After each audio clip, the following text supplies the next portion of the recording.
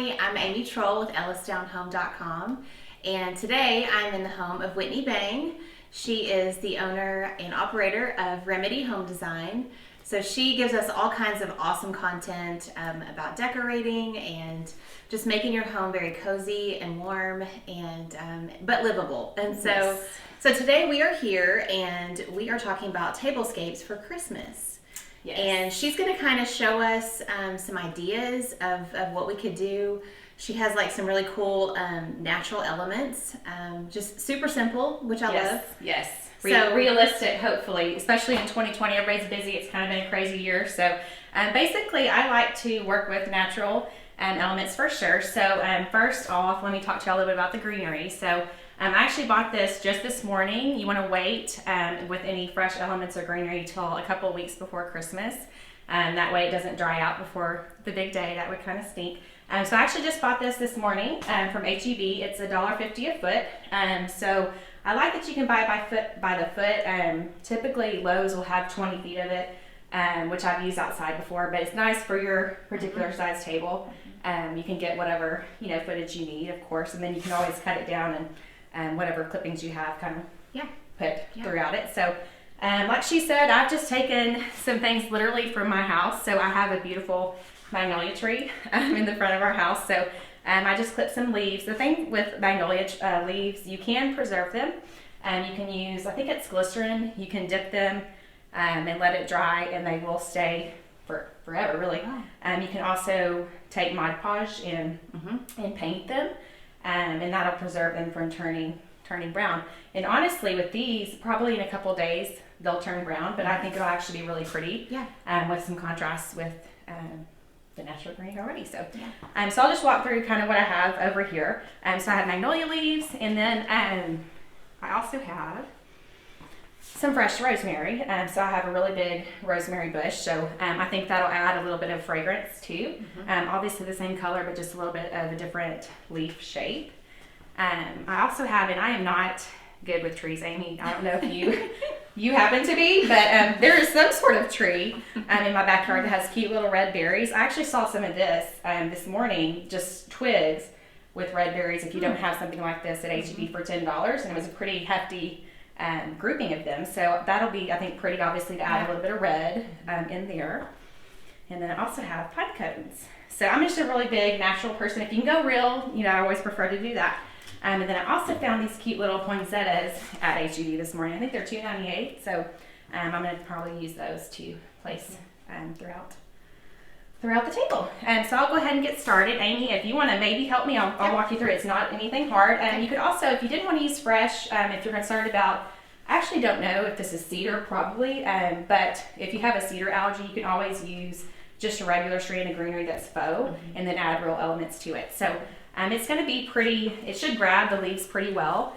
So like this spot is pretty bare, so I'm going to put a magnolia leaf there and kind of just start messing with it. And I tried to, when I clipped these, I tried to leave a little bit of a stem. That way it'll kind of go up if you want it to. Yeah. This one's being a little crazy. I'm going to angle it this way. But certainly any bare spots you see, you want to add, let me give you some leaves as well down there. And you can also, of course, make a whole entire magnolia garland if you wanted to spend a lot of time.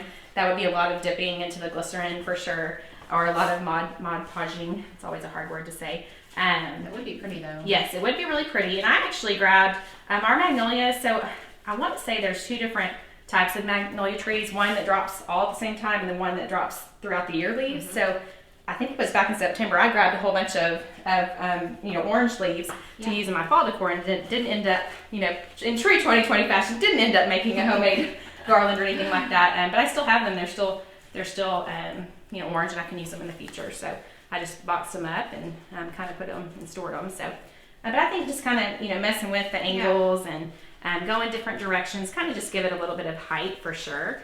And then if you wanted to use this in a way like around your door outside, you could use the floral wire. So you can typically buy it pre-cut, like in strips, about 12 inches long. And so you might cut them in half and, take the stem.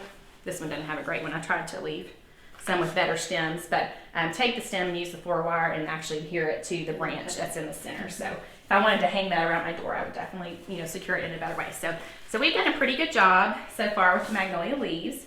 So now let's start going with maybe some of the rosemary. I love rosemary. We like to cook a lot, but we planted a bush because we've been in this house for almost 2 years, and it's already probably 4 feet in diameter. And so we love to take clippings and obviously cook with it. I use some of this on my Tablescape for Thanksgiving, just draped on a napkin with a little place card. So same sort of thing. Just want to kind of tuck it in. This one obviously not so much on the bottom, but kind of just down. And really, it's not going to add a whole lot of contrast. More just the fragrance, aroma. Yeah, with pine and rosemary, that's probably a pretty. And I'm kind of making mine to where, with the contrast of the table runner, you kind of see it a little bit. And I don't have a ton of these, but we'll have to take a picture and show you the finished product, because I'm actually hosting out of my home this weekend. So my in-laws are coming, and we're doing a Christmas this weekend. So, I'm a couple days out. They're coming in on Friday, so I'm gonna go ahead and set the table and have it ready to go. That way, night of, when I'm cooking, it's not so stressful. The same kind of thing. I'm gonna kind of switch up the angles and directions of the way I'm going. So, and now we can move on to these little branches. They're a little bit more delicate. Unknown branches. Yeah, I'm not sure of the tree species. I know. I'm not really sure. I don't even know the one, the tree that drops acorns. Don't even know the names. I'm not sure. Pecans, I'm not really sure. We have a lot of trees out here, and I should probably learn my tree names. But so again, since these are a little bit more delicate, I may kind of drape them, around the bottom. Yeah. For sure. Here, I'm going to try to keep the berries intact. But I'll have to look it up after this and figure out what the name is. And then I'll probably add some more after our demo and give y'all a photo of the finished look for sure. And then we can kind of just drape pine cones throughout, and I'll get some more and add them to this. But I have actually real pine cones. My sister lives in Portland, Oregon, where pine cones are, obviously a plenty. And I have little baby ones, and I have little medium ones. Of course, you can buy the larger ones as well. So I'll add a few more probably after this as well, but kind of just drape throughout.